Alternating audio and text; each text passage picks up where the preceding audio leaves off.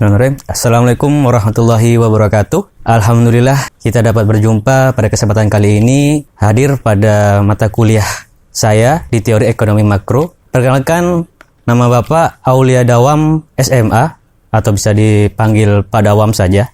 Ya. Jadi pada pertemuan pertama ini Bapak akan menjelaskan tentang materi sesuai dengan capaian pembelajaran kita hari ini, mengukur pendapatan suatu negara. Nah, sebelumnya di kampus kita, ya, karena masih dalam proses pembelajaran hybrid, ya, proses pelajaran hybrid ini kita menggunakan daring dan luring. Jadi secara daring kita masih menggunakan e-learning. Nah, di mana e-learning Bapak di sini nanti bisa kalian akses semuanya, ya, dan bisa kalian download, ya, materi-materi dan tugas-tugas yang sudah Bapak upload di e-learning Bapak.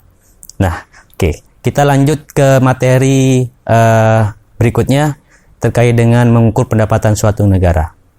Oke. Jadi bahasan yang pertama adalah kita harus mengetahui apa bedanya mikro dan makroekonomi secara umum dulu. Karena mikro ini pada dasarnya berkaitan dengan bagaimana rumah tangga dan perusahaan membuat keputusan dan bagaimana mereka berinteraksi di pasar. Jadi ada 3 faktor di situ yang mempengaruhi berjalannya sebuah ruang lingkup dari mikroekonomi, ya. Ada rumah tangga, perusahaan, dan interaksi di pasar. Nah, beda dengan makroekonomi yang lebih luas, ya, cakupannya adalah tentang perekonomian secara luas, dan juga membahas tentang inflasi, pengangguran, dan juga pertumbuhan ekonomi. Ya, jadi kita harus tahu dasar dari mikro dan makro terlebih dahulu sebelum kita mengukur pendapatan suatu negara. Oke, Bapak lanjut.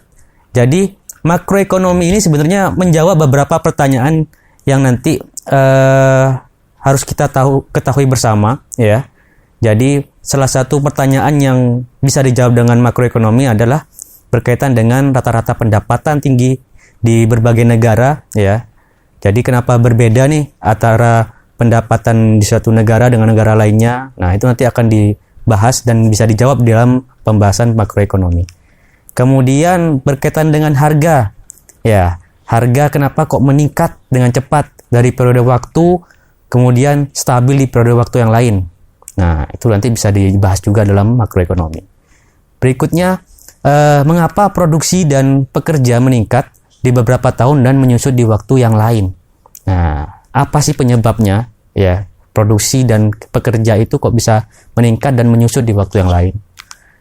Nah, jadi ketika menentukan apakah suatu ekonomi sedang dalam keadaan baik atau buruk, ya, jadi secara alami ini, ya, kita bisa melihat total pendapatan, ya, di setiap orang, ya, di dalam suatu ekonomi di suatu negara tersebut. Ya, maka dari itu perlunya perhitungan pendapatan suatu negara.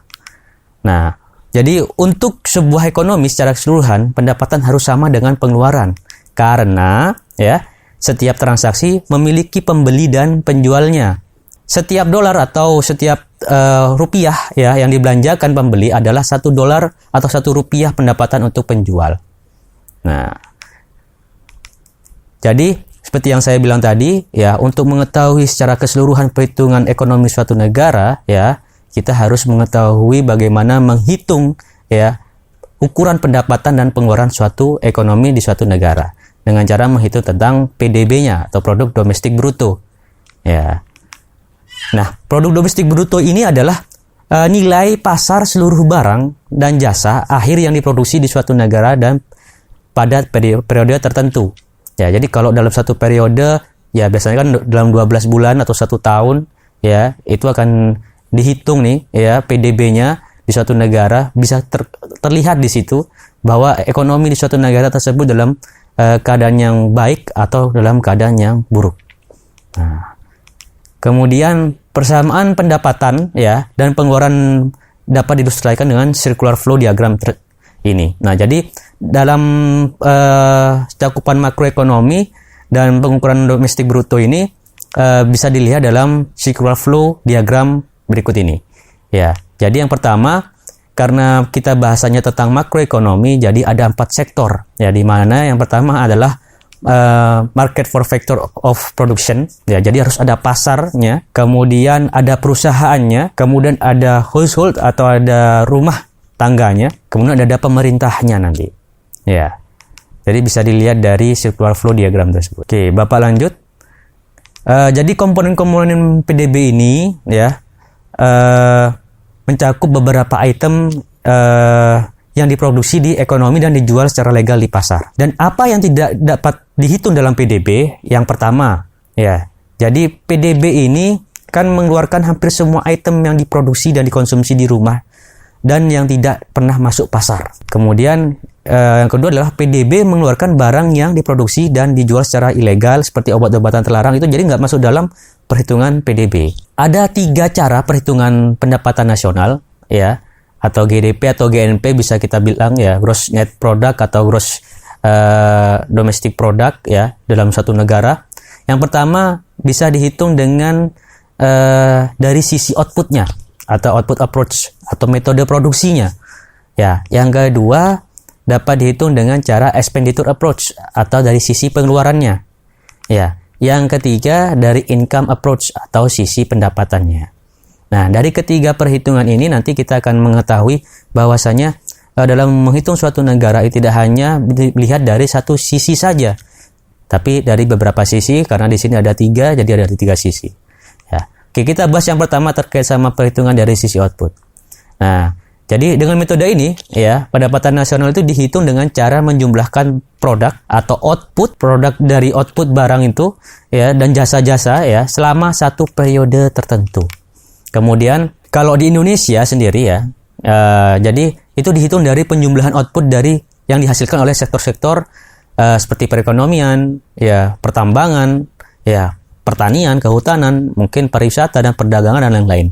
Nah, jadi contoh ada nilai produksi bruto dari minyak goreng sawit tahun 2006 seharga 1.400 juta dolar. Nah, kemudian ada bahan bakunya untuk membuat kelapa sawit, ya, dan bahan baku penolong lain, ya, untuk menjadi minyak goreng tersebut sekitaran 800 juta dolar. Nah, jadi dalam menghitung dari sisi output ini kita harus mengurangi, ya, untuk menghasilkan satu atau beberapa minyak goreng, ya, dalam tahun 2006, ya, itu harus dikurangi dengan beberapa pengeluarannya juga, ya, terkait dengan bahan baku dan bahan baku penolong lain. Jadi contoh tadi 1.400 juta dolar dikurangi dengan 800 juta dolar, sehingga nilai tambah brutonya dari minyak goreng sawit itu adalah 600 juta dolar. Yang kedua adalah dari sisi perhitungan pengeluaran. Jadi mungkin yang sempat kemarin belajar tentang mikro, ya, mungkin mengetahui, ya, bahwasanya dalam mata kuliah tersebut kita sudah belajar tentang apa itu konsumsi, apa itu investasi, ya, apa itu belanja pemerintah. Nah, ini yang menjadi salah satu pembeda dari perhitungan dari makroekonomi. Untuk dari sisi pengeluaran itu ada ekspor neto. Kemudian rumusnya bagaimana sih, Pak? Rumusnya, ya, rumusnya kalau Y itu kan pendapatan dilambangkan untuk PDB itu sendiri. Kemudian C itu pasti konsumsi, ya, ditambah oleh investasi, I, kemudian ditambah oleh G, ya, government, yaitu belanja pemerintah, kemudian ditambah oleh NX atau ekspor neto, ya, ekspor kurangin impor, ya. Jadi komponen-komponen PDB tadi itu terkait sama konsumsi, ya, konsumsi itu apa, ya, belanja barang dan jasa yang oleh rumah tangga dengan pengecualian pembelian rumah baru. Jadi semua konsumsi yang dilakukan oleh beberapa rumah tangga, ya. Kemudian investasi, ya, investasi pasti berkaitan dengan pengeluaran untuk peralatan modal, persediaan dan bangunan, ya. Kemudian struktur, ya, termasuk belanja rumah tangga atau rumah baru. Jadi seperti investasi saham, investasi emas, investasi properti, ya. Kemudian belanja pemerintah. Nah, pembelanjaan pemerintah ini kaitannya dengan barang dan jasa yang dilakukan oleh pemerintah. Seperti contohnya pembelian alutsista, ya, alat-alat untuk memperkuat pertahanan suatu negara. Tapi tidak termasuk pembayaran transfer, ya, karena tidak untuk ditukar dengan barang atau jasa yang diproduksi pada saat itu. Jadi terkait sama belanja pemerintah yang hubungannya dengan pembayaran transfer, ya, itu tidak masuk dalam perhitungan belanja pemerintah. Kemudian kaitannya dengan ekspor itu, ya ekspor, ya kurangi impor pastinya ya. Kemudian yang ketiga adalah perhitungan dari sisi pendapatan. Nah, dari sisi pendapatan ini ada beberapa poin ya yang masuk dalam sisi pendapatan. Di antaranya adalah upah atau gaji. Ya, pasti itu kita tahu semua setiap para pekerja ya di suatu negara pasti akan mendapatkan upah atau gaji. Kemudian yang kedua adalah sewa. Ya, sewa kaitannya dengan pembayaran atas faktor yang disewa. Kemudian bunga. Nah, ada bunga bank, ada bunga investasi, ada bunga ada bunga deposito, itu semuanya masuk dalam sisi pendapatan. Ya, yang berikutnya adalah laba. Ya, laba yang seperti kita ketahui ya, itu adalah apa yang dibagikan. Saya ambil contoh dividen. Ya, dalam suatu investasi kan kita membeli suatu saham perusahaan itu kan perolehannya nanti adalah berupa dividen.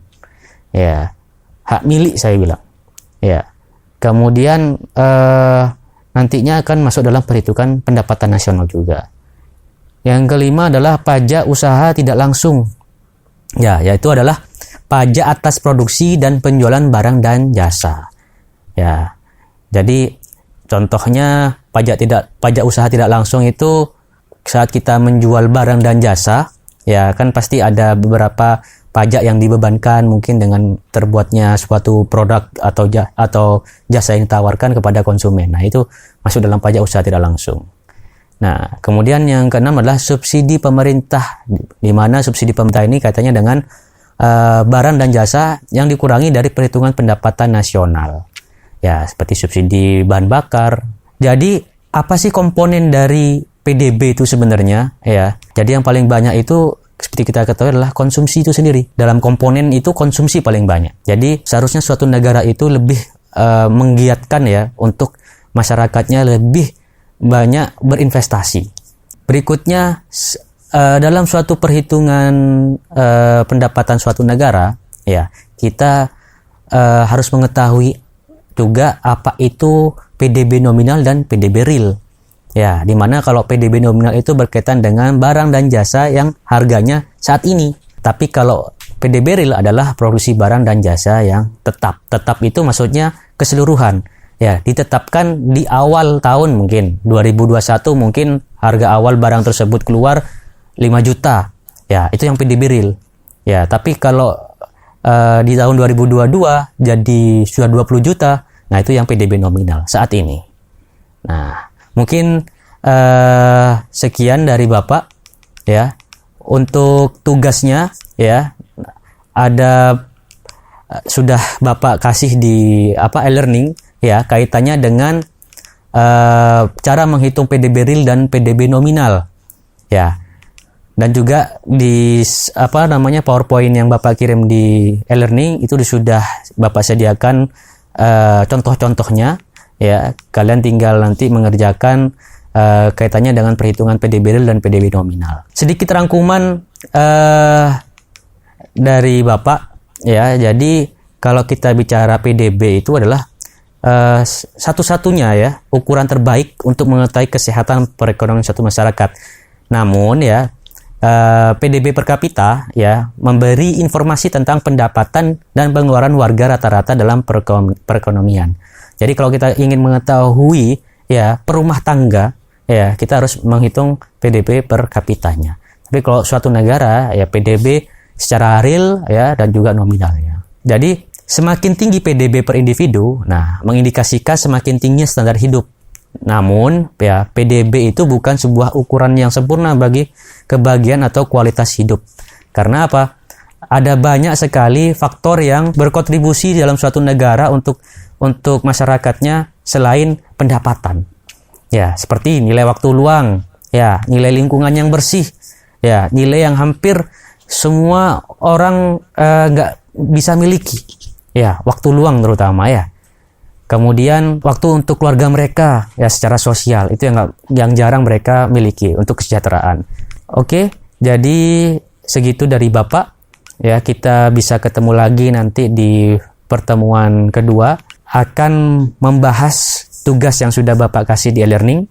Ya, kemudian kita melanjutkan pada materi pertemuan kedua. Materi yang sudah Bapak berikan, saya akhiri. Assalamualaikum warahmatullahi wabarakatuh.